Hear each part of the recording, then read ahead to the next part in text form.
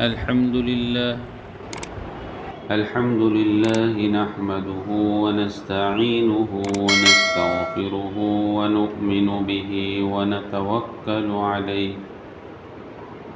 ونعوذ بالله من شرور أنفسنا ومن سيئات أعمالنا من يهده الله فلا مضل له ومن يضلله فلا هادي له ونشهد أن لا إله إلا الله وحده لا شريك له ونشهد أن سيدنا ومولانا محمدا عبده ورسوله أما بعد فأعوذ بالله من الشيطان الرجيم بسم الله الرحمن الرحيم لا خير في كثير من نجواهم إلا من أمر بصدقة أو معروف أو إصلاح بين الناس ومن يفعل ذلك ابتغاء مرضات الله فسوف نؤتيه أجرا عظيما۔ یہ سورہ نساء کی 114 نمبر کی آیت کریمہ۔ اللہ رب العزت ارشاد فرماتے ہیں، لوگوں کی بہت سی خفیہ سرگوشیوں میں کوئی خیر نہیں ہوتی، الا یہ کہ کوئی شخص صدقے کا یا کسی نیکی کا یا لوگوں کے درمیان اصلاح کا حکم دے،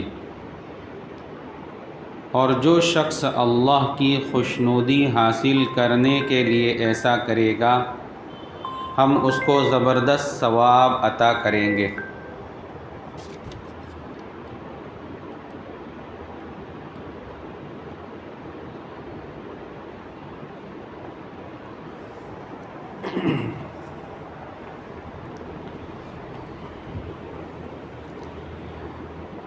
اس آیت میں اللہ رب العزت خفیہ مشوروں کے اندر جو ہونے والی خرابیاں ہیں اس کو بیان فرما رہے ہیں۔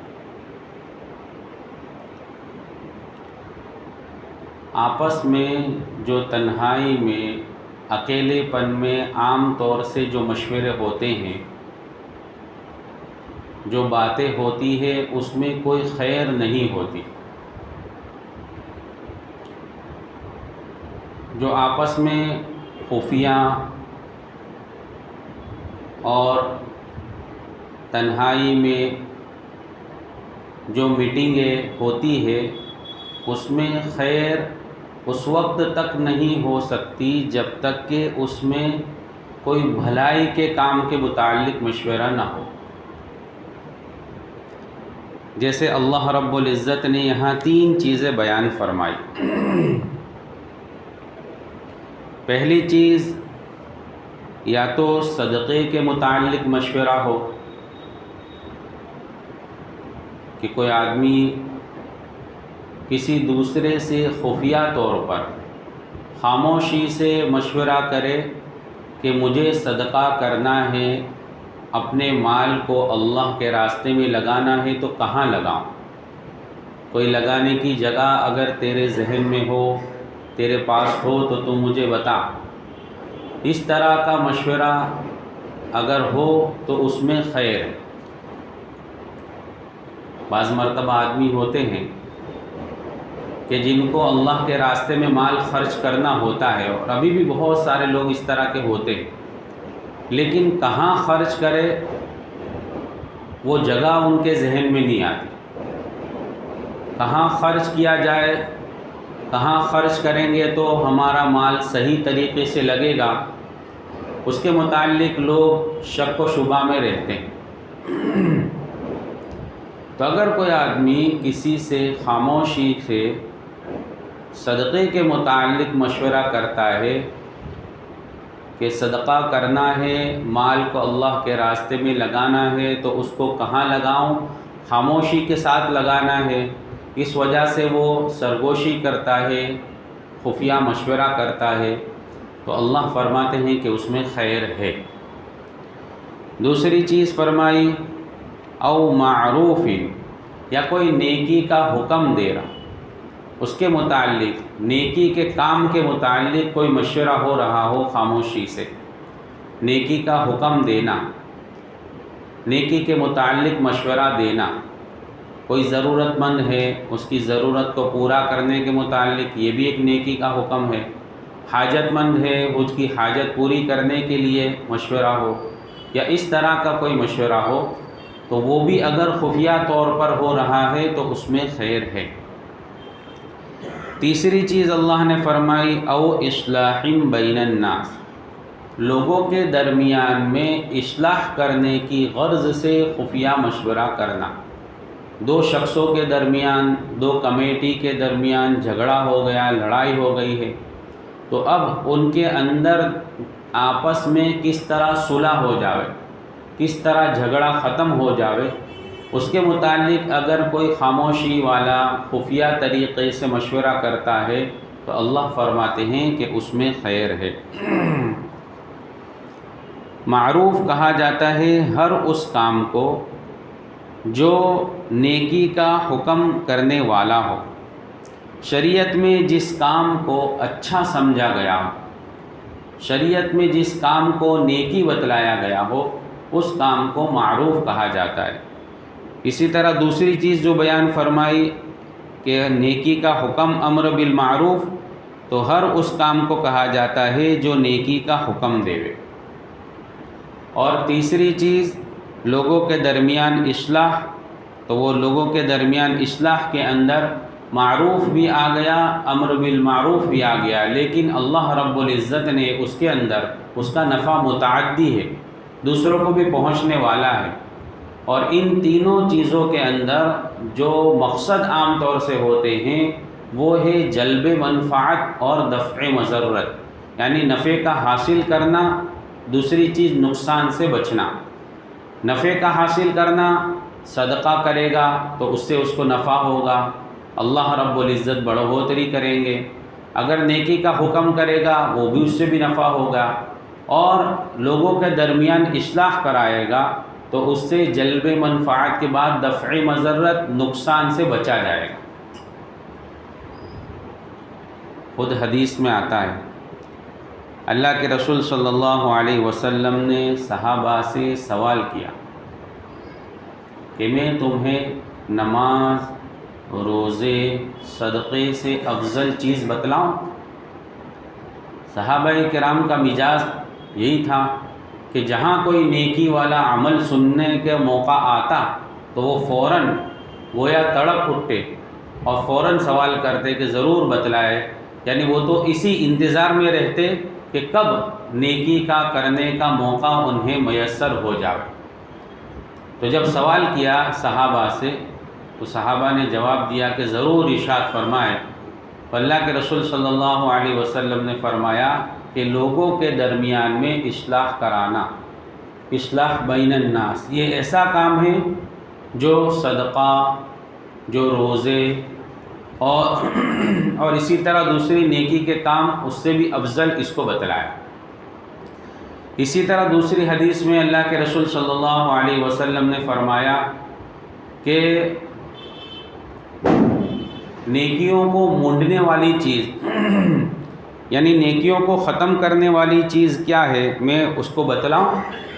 پھر خود ہی ارشاد فرمایا کہ آپسی جھگڑے، آپسی اختلاف، یہ نیکیوں کو مونڈنے والی، دین کو مونڈنے والی چیز ہے، ختم کرنے والی چیز ہے۔ تو اللہ رب العزت نے یہاں تین چیزیں ارشاد فرمائی کہ صدقہ یا نیکی کا حکم کرنا یا لوگوں کے درمیان میں اصلاح کرنے کی غرض سے اگر کوئی خفیہ مشورہ کرتا ہے تو اس میں خیر ہے۔ اس کے علاوہ اگر کوئی خفیہ مشورے ہو رہے ہیں تو ان مشوروں میں عام طور سے خیر نہیں ہوا کرتی۔ لیکن آگے اللہ رب العزت نے اصولی چیز بیان فرمائی کہ ان چیزوں میں خیر بھی اس وقت آئے گی جب کہ یہ آگے والی چیز، آگے والی شرط پائی جاوے، اور وہ شرط کیا ہے؟ وَمَن يَفْعَلْ ذَلِكَ ابْتِغَاءَ مَرْضَاتِ اللَّهِ، کہ یہ جو کام کیا جاوے اس کام کے اندر اس کا مقصد اللہ کی رضا حاصل کرنا ہو۔ اگر اللہ کی رضا حاصل کرنے کی نیت سے اگر وہ یہ کام کر رہا ہے تو اللہ فرماتے ہیں فَسَوْفَ نُؤْتِيهِ أَجْرًا عَظِيمًا، اس کے لیے بہت بڑا اجر ہے۔ لیکن اگر اللہ کی رضا مقصد نہیں ہے بلکہ مقصد کوئی اور ہے تو اس میں یہ فائدہ حاصل نہیں ہوگا، یعنی اس کو اجر عظیم حاصل نہیں ہوگا۔ اس سے معلوم ہوا کہ ہر کام، ہر عمل، اس کے اندر خیر پیدا کرنے کے لیے، اس کو صالح اور نیک بنانے کے لیے شرط یہ ہے کہ وہ عمل اللہ کی رضا کے لیے کیا گیا ہو۔ اگر اللہ کی رضا مقصد نہیں ہے تو اس عمل میں خیر نہیں ہے، وہ عمل صالح نہیں ہے، نیک نہیں۔ حدیث میں ایمان کی تکمیل بھی اسی پر فرمائی۔ اللہ کے رسول صلی اللہ علیہ وسلم فرماتے ہیں من اعطى للہ ومنع للہ واحب للہ وابغض للہ فقد استکمل ایمان، او کما قال علیہ الصلوۃ والسلام، کہ جس کسی نے کسی کو کچھ دیا تو وہ بھی اللہ کے لیے ہو، کسی کو کچھ دینے کا موقع آئے تو وہ اللہ کے لیے ہو، کسی سے دینے سے اپنے ہاتھ کو روکنا ہو وہ بھی اللہ کے لیے ہو، کسی سے محبت ہو تو بھی اللہ کے لیے ہو، کسی سے بغض اور نفرت ہو تو بھی اللہ کے لیے ہو۔ اگر یہ صفات کسی انسان میں پیدا ہو گئی تو اللہ کے رسول صلی اللہ علیہ وسلم فرماتے ہیں فقد استکمل ایمان، اس کا ایمان کامل و مکمل ہو گیا۔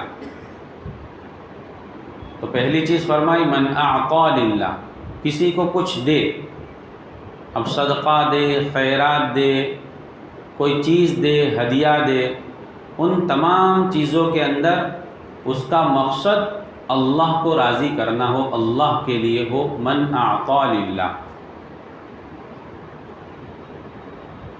اللہ رب العزت دوسری جگہ فرماتے ہیں یا ایھا الذین آمنوا لا تبطلوا صدقاتکم بالمن والاذی، اے ایمان والو اپنے صدقات کو باطل مت کرو۔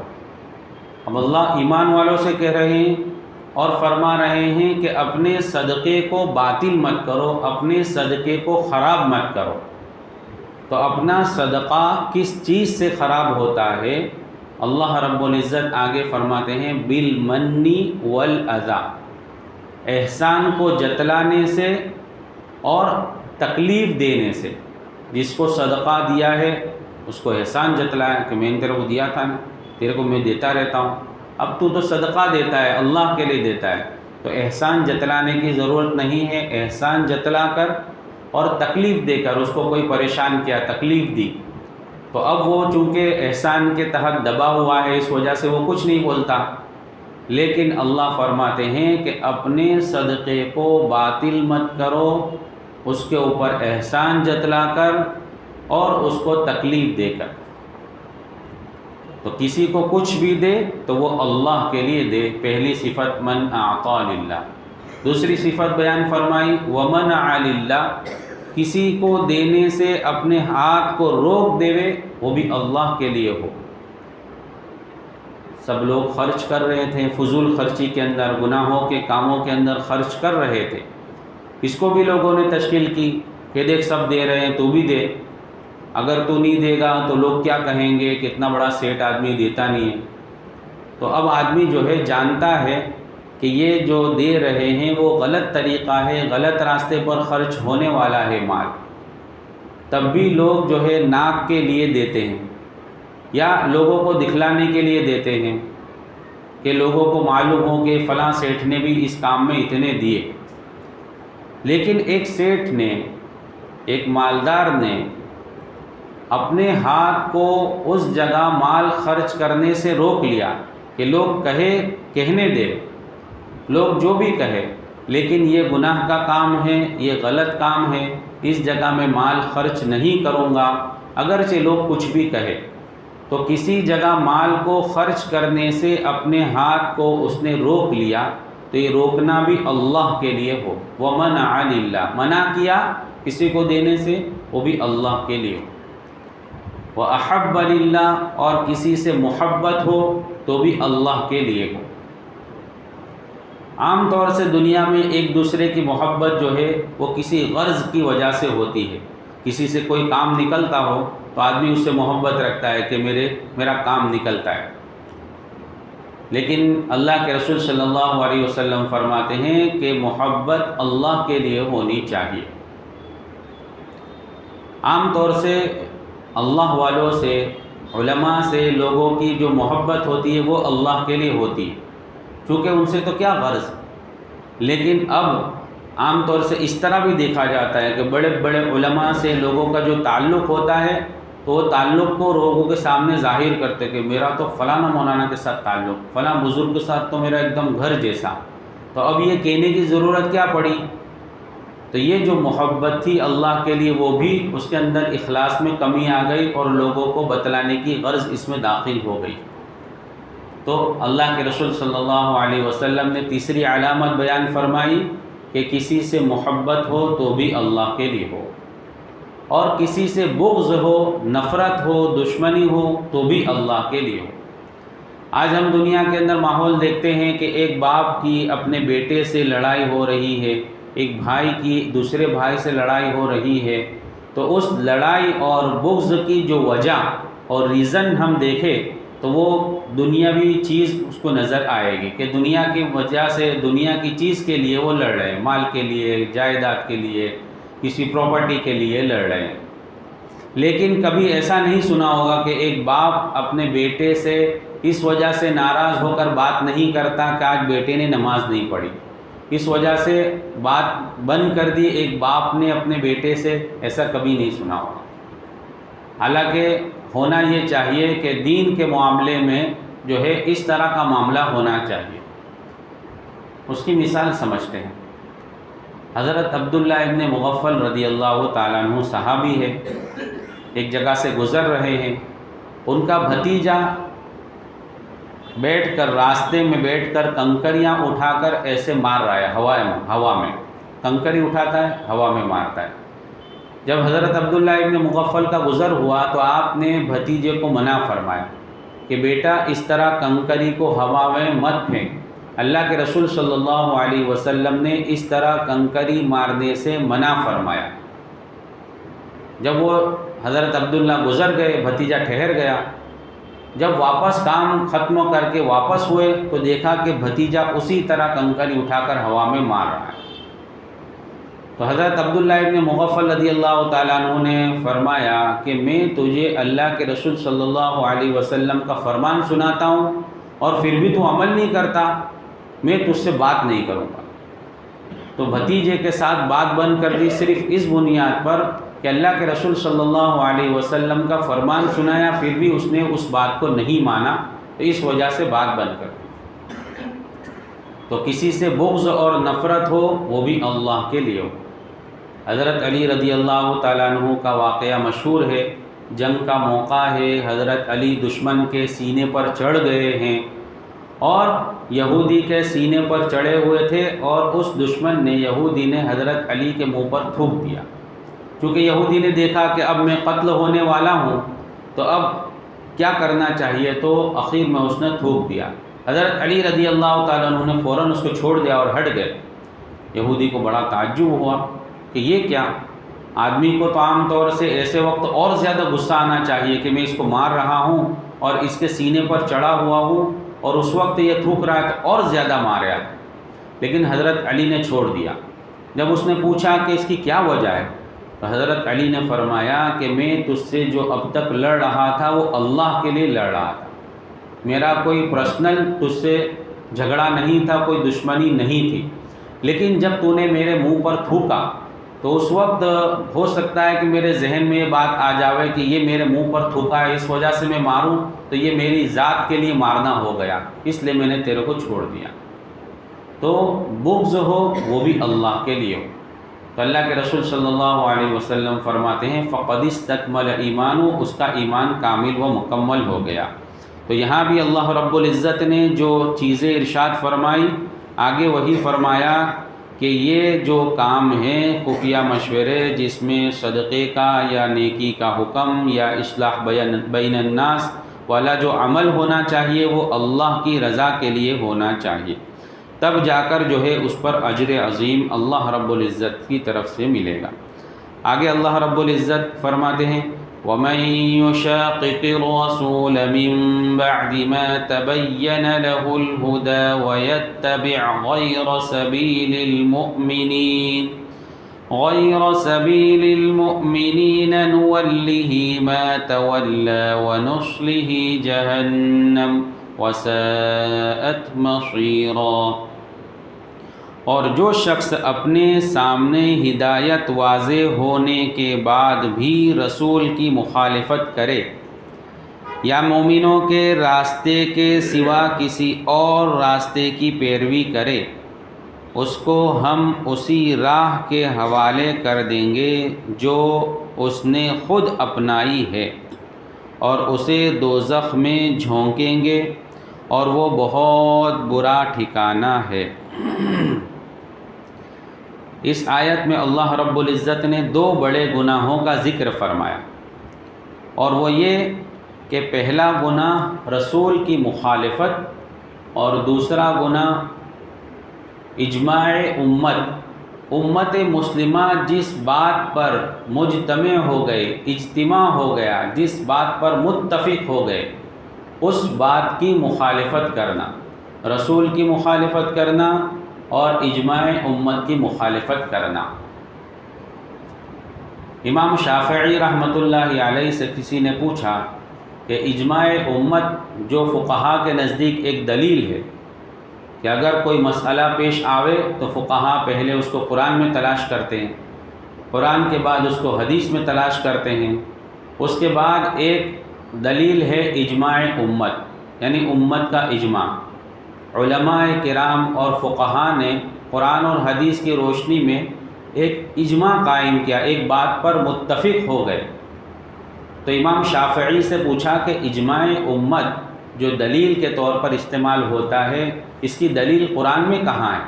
قرآن میں اس کا ذکر کہیں ہے؟ امام شافعی رحمۃ اللہ علیہ نے فرمایا کہ میں تجھے 3 دن کے بعد جواب دوں گا، اس کو تلاش کروں گا۔ امام شافعی بہت بڑے اللہ والے ہیں، بزرگ ہیں، اللہ کے ولی گزرے ہیں، اور اللہ کے ولیوں کی کچھ کرامتیں بھی ہوا کرتی ہیں، اور کرامت کا ہونا یہ حق ہے، کرامت ہو سکتی۔ امام شافعی رحمۃ اللہ علیہ نے قرآن پڑھنا شروع کیا، اور 3 دن میں 18 مرتبہ قرآن پڑھا، 18 قرآن پورے کیے۔ ایک دن میں 6 قرآن پڑھتے تھے، 3 قرآن دن میں اور 3 قرآن رات میں۔ 18 مرتبہ قرآن کے اوپر غور کرتے ہوئے پڑھا۔ پھر 3 دن کے بعد اس بات پر ان کے دل نے گواہی دی کہ جو ہے اجماع امت کی دلیل اس آیت میں ہے، وَمَن يُشَاقِقِ الرَّسُولَ والی آیت میں، جس میں اللہ رب العزت نے یوں فرمایا کہ جو شخص رسول کی مخالفت کرے اور مومنوں کے راستے کے سوا کسی اور راستے کو اختیار کرے، یعنی مومنوں نے اجماع کے طور پر متفق ہو کر ایک راستہ اختیار کیا، اس راستے کو چھوڑ کر اگر مومن کوئی دوسرا راستہ اختیار کرتا ہے تو یہ بھی گناہ کا کام ہے۔ تو امام شافعی رحمۃ اللہ علیہ نے یہ بات علماء کے سامنے، اس زمانے کے علماء کے سامنے رکھی، تو علماء نے اس کو جو ہے ایکسپٹ کیا، اس کا اقرار کیا کہ ہاں اس میں جو ہے اجماع امت کی دلیل موجود ہے۔ تو پہلی چیز یہاں بیان فرمائی کہ رسول کی مخالفت کرے اور دوسری امت کی مخالفت کرے۔ یہ اصل میں حضرت جو ہے پہلے جو قصہ گزرا اللہ کے رسول صلی اللہ علیہ وسلم کے زمانے میں جو چوری والا واقعہ ہوا تھا، جو اس سے پہلے اللہ رب العزت نے بیان فرمایا، اس کی طرف بھی اشارہ ہے کہ بشیر نامی جو شخص تھا جس نے چوری کی تھی، تو اس نے مرتد ہو گیا، یعنی اللہ کے رسول کی مخالفت کی، اور دوسری چیز کہ وہ مدینہ چھوڑ کر مکہ چلا گیا، تو اس کی طرف بھی اشارہ ہے۔ اور حدیث میں اللہ کے رسول صلی اللہ علیہ وسلم نے بھی فرمایا کہ اجماع یعنی جس پر متفق ہو اس پر اللہ کی مدد ہوا کرتی ہے، اللہ کا ہاتھ ہوا کرتا ہے۔ ید اللہ علی الجماع، جماعت کے اوپر اللہ کا ہاتھ ہوتا ہے۔ من شذ شذ فی النار، جو جماعت کے راستے کو چھوڑ کر علیحدگی اختیار کرے گا اس کو بھی علیحدہ کر کے جہنم میں ڈال دیا جائے گا۔